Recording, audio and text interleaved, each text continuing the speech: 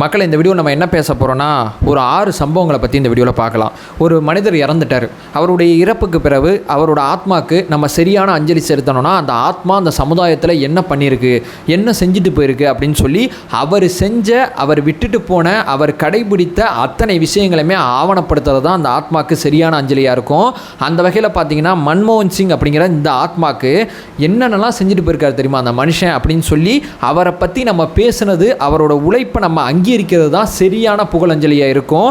இந்த அஞ்சலி தான் இந்த ஆத்மாவுக்கு தேவைப்படுது அப்படிங்கிறது தான் மிக மிக உண்மையானது, மிக மிக தேவையானது. ஏன்னா அவர் ஒரு குறிப்பிட்ட காலத்துக்கு முன்னாடி ஒரு தடவை ப்ரெஸ் மீடியாவை சந்திக்கும் போது ஒரு விஷயத்தை சொன்னார். இன்றைக்கி என் மேலே நீ அவதூறு தொடுக்கலாம், இந்த அவரும் திட்டலாம், ஏன் இவரும் திட்டலாம், ஆனால் வரலாறு என்னை ஒருபோதும் கனிவாக தான் நடத்தும், கடுமையாக நடத்தாது அப்படின்னு சொல்லி ஆழமாக நம்பினாது. அது அடிப்படையில் மன்மோகன் சிங் அவர்கள் அப்படின்னு ஒன்று ஞாபகம் வந்தால், அந்த மனிதரோட பேர் ஞாபகம் வந்தால், இந்த 6 விஷயம் இந்தியாவில் இருக்குன்னா அதற்கு ஒரே காரணம் மன்மோகன் சிங் தான் அப்படிங்கிற ஒரு விஷயத்தை உங்கள் மைண்டில் ஞாபகம் வச்சுங்க. அந்த வகையில் இந்த 6 விஷயங்களை இந்த வீடியோவில் ஆவணப்படுத்தலாம், அந்த மனிதருக்கு புகழஞ்சலி செலுத்தலாம். ஒன் பை ஒன்னாக தெளிவாக நம்ம பார்க்கலாம். வணக்கங்கள், வாங்க பதிவுக்குள்ளே போகலாம். முதல் விஷயம் மக்களே, எந்த ஒரு அரசியல் தலைவருக்கும் இல்லாத ஒரு துணிச்சல். இதை நான் பதிவு செய்யணும்னு நினைக்கிறேன். ஏன்னு சொல்லி கேட்டிங்கன்னா, துணிச்சல் இல்லாத தலைவர் மன்மோகன் சிங், ஆளுமை இல்லாத தலைவர் மன்மோகன் சிங் சொல்லுவாங்க. எந்த ஒரு தலைவருக்குமே இந்த ஒரு துணிச்சல் இருக்காது. இந்த கவர்மெண்ட் இருக்குன்னா, அந்த கவர்மெண்ட் வந்து எல்லாமே நல்லா தாங்க இருக்குது அப்படின்னு தான் அந்த கவர்மெண்ட் சொல்லும். இந்த கவர்மெண்ட்டுக்குள்ளே இருக்கிற சில முரண்பாடுகள், சில பிரச்சனைகளை வெளியே போகிறத அந்த கவர்மெண்ட்டே ஏற்றுக்காது, கவர்மெண்ட்டுக்கே பிடிக்காது. ஆனால் இந்த கவர்மெண்ட்டை பற்றி என்ன வேணால் கேள்வி கேடு. தகவல் அறியும் உரிமை சட்டங்கிற உரிமையை உனக்கு கொடுக்குறேன், தகவலை தெரிஞ்சுக்கிறது உன்னோட உரிமை, என்ன வேணா கேளு, நான் பதில் சொல்கிறேன் அப்படின்னு சொல்லி துணிச்சலா தகவல் அறியும் உரிமை சட்டம் அப்படிங்கிற ஒரு பாலிசியை மைண்டில் டிசைன் பண்ணியிருக்காரு. பார்த்தீங்களா, அந்த பாலிசி இவரோட ஆட்சி காலத்தில் தான் நடைமுறைப்படுத்தப்பட்டுச்சு. அந்த பாலிசினால ஏகப்பட்ட அரசாங்கத்தோட முறைகேடுகள் இன்னைக்கு வெளியே வருதுன்னா, பல்வேறு வகையான தகவல்கள் இன்னைக்கு பொதுவெளிக்கு வருதுன்னா, அதற்கு ஒரே காரணம் மன்மோகன் சிங் தான். மன்மோகன் சிங் மட்டும் இந்த விஷயத்தை ஐடியா பண்ணி சொல்லலைன்னா அடுத்தடுத்த தலைவர்கள் இதை செஞ்சுருப்பாங்களா அப்படிங்கிறது நமக்கு தெரியல. பட் துணிச்சலாக அந்த கவர்மெண்ட்டை நோக்கி கேள்வி கேளு அப்படிங்கிற ஒரு விஷயத்தை நமக்கு சொன்னது மன்மோகன் சிங் அவர்கள் தான். ஸோ மன்மோகன் சிங் அப்படிங்கிற ஒருத்தர் நீங்கள் நினைவில் கொள்ளணும்னா, இந்த துணிச்சல் நடவடிக்கையை நான் முதல்ல ஞாபகம் வச்சுக்கணும் அப்படிங்கிறது என்னோட முதல் பாயிண்டாக இருக்குது. இப்போ ரெண்டாவது, கிராமப்புறங்களில் வேலை கிடைக்கணும் அப்படிங்கிறது ரொம்ப ரொம்ப கஷ்டமானது. சில நாட்களில் வேலை கிடைக்கிறதுக்கு அந்த கிராமத்தில் இருக்கிறவங்க சில சமரசங்களை செய்து கொள்கிற அளவு துயரமான நிகழ்வுலாம் நடந்துச்சு. வேலை அப்படிங்கிறது ரொம்ப கொடுமையான சம்பவமாக இருந்துச்சு. அந்த வேலைக்கு மத்தியில் கவர்மெண்ட் உனக்கு வேலை கொடுக்கும் அப்படின்னு சொல்லி 100 நாள் வேலை திட்டம் அப்படிங்கிற ஒரு விஷயத்தை கொண்டு வந்தார். பார்த்தீங்களா, அந்த திட்டத்தில் இப்போ வரைக்கும் பல்வேறு வகையான விஷயங்கள் இருக்குது, ஓரளவு சில மாதிரி விஷயங்கள்லாம் இருக்குது. எல்லாத்தையுமே நான் ஒத்துக்கிறேன். எந்த ஒரு கவர்மெண்ட் ஸ்கீம்லையும் இருக்கக்கூடிய விஷயங்கள் தான் அதுலேயும் இருக்குது. பட் அந்த திட்டம் கிராமத்தில் இருக்கக்கூடிய பல்வேறு வகையான ஆதிக்க ஒடுக்குமுறைகளுக்கு எதிரான நின்ன திட்டம். வேலைக்கு தானே நீ இவ்வளோ அராஜகம் பண்ணுற அந்த கிராமத்தில், எனக்கு கவர்மெண்ட் வேலை கொடுக்குண்டா அப்படின்னு சொல்லி கிராமத்தில் இருக்கக்கூடிய பெண்கள், பொதுமக்கள் உட்பட அத்தனை பேருமே துணிச்சலாக ஒரு முடிவெடுத்து இந்த திட்டத்தின் மூலமாக பயனடைஞ்சாங்க. ஸோ கிராமங்களில் வேலையை கொண்டு வர்ற மிகப்பெரிய மறுமலர்ச்சியை ஏற்படுத்தின திட்டம் தான் இந்த 100 நாள் வேலை திட்டம். ஸோ இவரை நான் ஞாபகம் வச்சுக்கிறதுக்கு இந்த 2வது இந்த 100 நாள் வேலை திட்டம் மிக முக்கியமானது. ஏன்னா கிராமத்திலேருந்து வந்தவன் அப்படிங்கிற முறையில் சொல்கிறேன், இது ரொம்ப ரொம்ப அவசியமானது, ரொம்ப ரொம்ப தேவையாக இருந்துச்சு. இதற்கு ஒரு நன்றி கூட இங்கே நம்ம தெரிவிச்சுக்கலாம். இப்போ 3வது, அதாவது பார்த்தீங்கன்னா, மன்மோகன் சிங் அப்படிங்கிற ஒருத்தரை நம்ம ஞாபகம் வச்சுக்கணும்னா, ஒரு டேட்டா அனாலிசிஸ் அப்படிங்கிற ஒரு விஷயத்தை நம்ம ஞாபகம் வச்சுக்கணும். ஏன்னா கவர்மெண்ட்டுக்கிட்ட டேட்டா இருந்தால் தான் கவர்மெண்டால் எதாவது பண்ண முடியும். இந்த டேட்டாக்காண்டி நம்ம எதாவது பண்ணணும். எவ்வளோ பொதுமக்கள் அங்கே இருக்காங்க, சரியான திட்டம் சரியான நபர்களை போய் சேருதா, சரியான விஷயங்கள் சரியான நபர்களுக்கு கீழே வரைக்கும் கொண்டு போதா அப்படின்னு சொல்லி முறையான டேட்டா நம்மள்கிட்ட இல்லை அப்படிங்கிற நம்மளுடைய இயலாமையை ஏற்றுக்கிட்டு அவ்வளவு பெரிய இந்தியாவில் டேட்டாவை உருவாக்கலாம் அப்படிங்கிற ஒரு முயற்சி எடுத்தார்.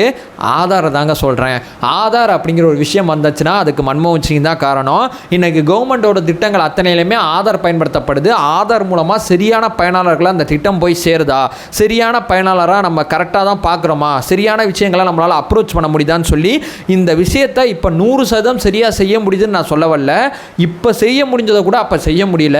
முன்னரை கம்பேர் பண்ணும்போது இப்போ எவ்வளவோ தூரம் சரியான பயனாளர்களாக அந்த திட்டம் போய் சேருது, சரியான நபர்களை போய் சேருது.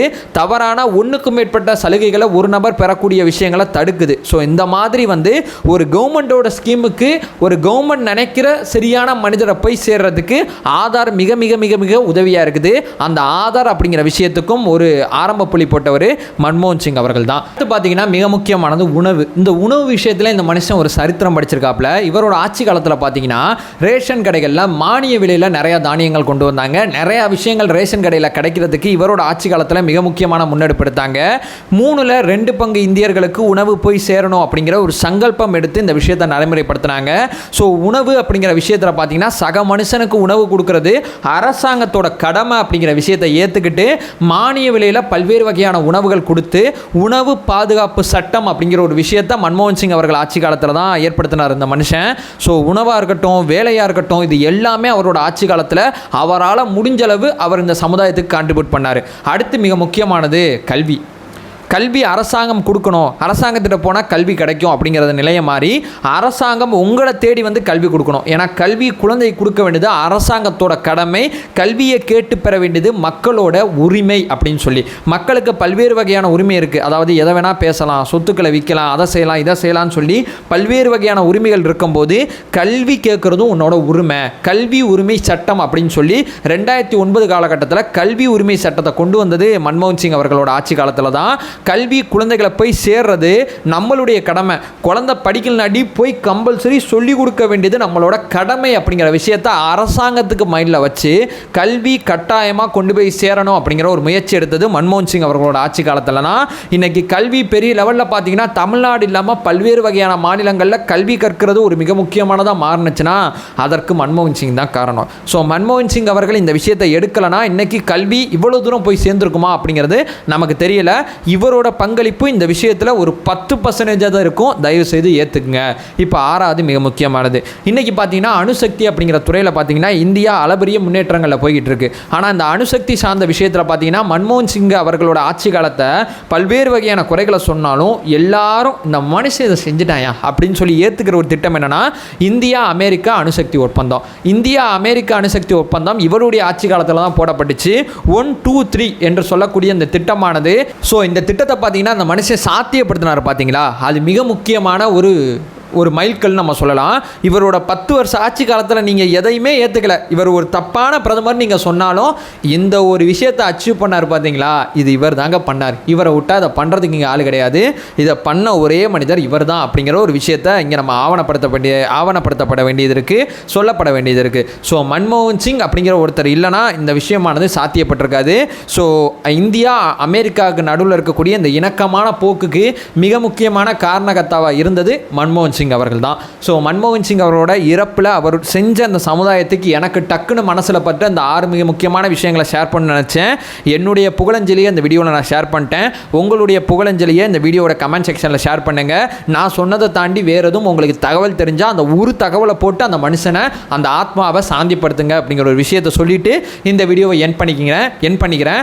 நம்ம சேனலை ஃபர்தராக ஃபாலோ பண்ணிங்கன்னா பொலிட்டிக்கல் ரீதியாக பல்வேறு விஷயங்களை பற்றி பேசிகிட்டு இருக்கோம். நம்மளோட ஒரே இலக்கு அறியாமை அகற்ற வேண்டும், அறியாமை அகற்றப்பட வேண்டும். Thank you so much.